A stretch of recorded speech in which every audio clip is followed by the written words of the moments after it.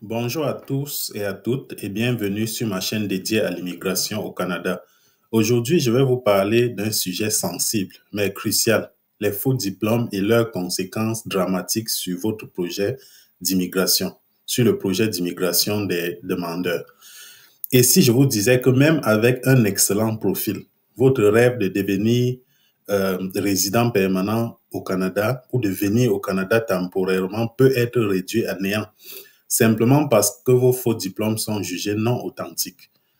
Ne quittez pas la vidéo car nous allons voir ensemble pourquoi le scandale des faux diplômes prend de l'ampleur, comment le Canada les détecte et surtout comment vous protéger pour éviter que votre projet tombe à l'eau. Donc, les faux diplômes ne sont pas une nouveauté. Dans plusieurs pays, on trouve des agences ou même des soi-disant universités qui vendent des certificats ou des diplômes en échange d'argent. Pas d'études, pas d'examen, mais un beau papier avec le sceau officiel de l'université. Malheureusement, certains candidats, souvent par manque d'informations ou par pression, tombent dans le piège. Ils croient que ces documents suffiront pour immigrer au Canada, mais en réalité, c'est que tôt ou tard, la vérité finit par vous rattraper. Donc, vous le savez peut-être, le Canada est concerné parce que dans le processus d'immigration canadien, les diplômes jouent un rôle central.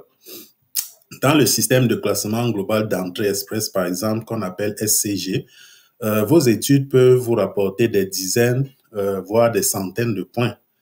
Mais pour que ces diplômes soient reconnus, il faut passer par une évaluation des diplômes d'études, qu'on appelle EDE, auprès d'organismes comme WES, ICAS, ICES et d'autres. Pour les métiers spécialisés, pour les spécialistes comme les médecins, il y a le MCC. Donc, c'est à ce moment-là que la fraude est détectée. Et croyez-moi, le Canada prend ça très au sérieux. Donc, comment le Canada et les organismes d'évaluation repèrent-ils les faux diplômes? D'abord, ils ne se fient pas uniquement aux copies que vous leur envoyez. Ils demandent des documents officiels envoyés directement par vos universités. Ensuite, ils ont accès à des bases de données internationales et coopèrent avec des établissements d'enseignement pour vérifier l'authenticité. Aujourd'hui, la technologie aide aussi. Par exemple, certaines institutions utilisent des systèmes numériques pour authentifier les relevés de notes ou diplômes. Résultat, si un document est falsifié, il y a de fortes chances qu'il soit identifié comme frauduleux. Voilà. Donc, les conséquences sont graves sur les dossiers. C'est là que les choses deviennent sérieuses. Si votre diplôme est considéré comme faux, même si vous pensiez qu'il était valide, les conséquences sont très lourdes. Votre demande est refusée. Vous pouvez être accusé de fausse déclaration. Vous l'êtes d'ailleurs. S'il est avéré que c'est un faux diplôme, vous êtes accusé de fausse déclaration et interdit de territoire. Et dans ce cas, vous risquez de ne pas présenter une demande pour longtemps, pour 5 ans. Vous voyez, 5 ans de perdu, de l'argent gaspillé, un projet de vie brisé. Oui, parce que l'interdiction de territoire débouche inévitablement sur le fait que vous ne pouvez pas présenter de demande pendant un certain temps. Voilà. Donc, vous devez le savoir. Donc, il y a aussi l'impact sur les candidats de bonne foi. Parce que tout ça, ça joue aussi sur les autres candidats qui sont sérieux. Et c'est ce qui est encore plus inquiétant.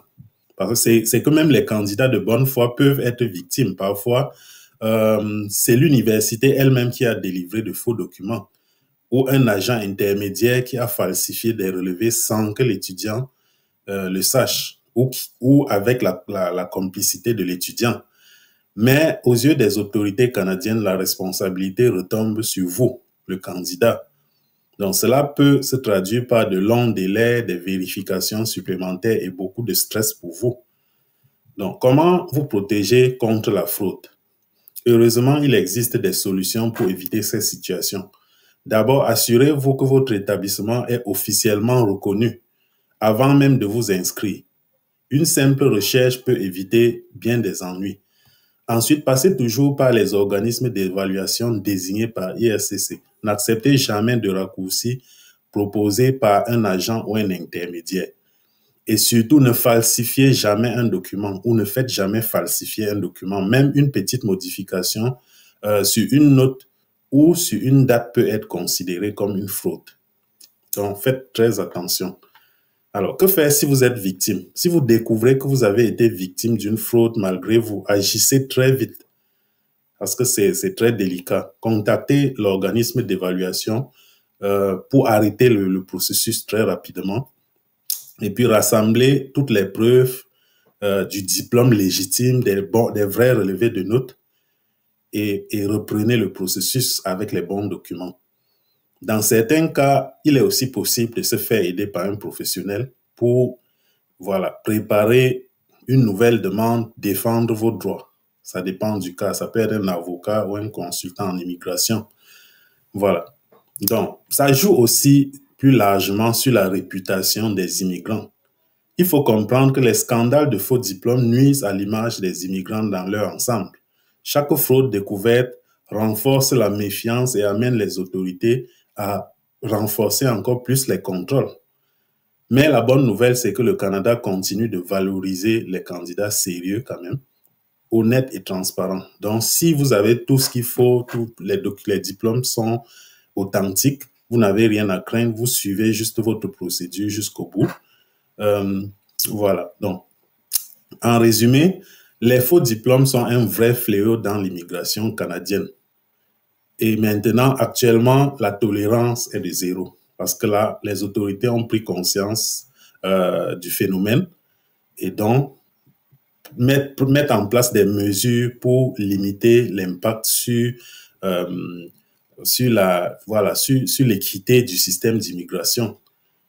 Et puis, mais en vous informant, en choisissant les bons organismes, en allant à la source chercher votre diplôme et vos relevés de notes, en restant transparent, vous pouvez protéger votre projet. Vous pouvez protéger votre projet. Voilà. Donc, si vous voulez aller plus loin, vous pouvez vous abonner à cette chaîne pour suivre mes prochaines vidéos, consulter les liens en description pour réserver une consultation, une évaluation complète de votre profil ou pour que je réponde à toutes vos questions. Vous pouvez me contacter directement aussi via WhatsApp, par email pour un accompagnement personnalisé. Voilà, c'est ça. Donc, merci d'avoir regardé cette vidéo. Prenez soin de vos documents.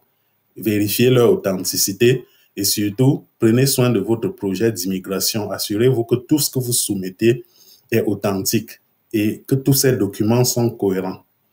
Donc, à très bientôt pour une nouvelle vidéo.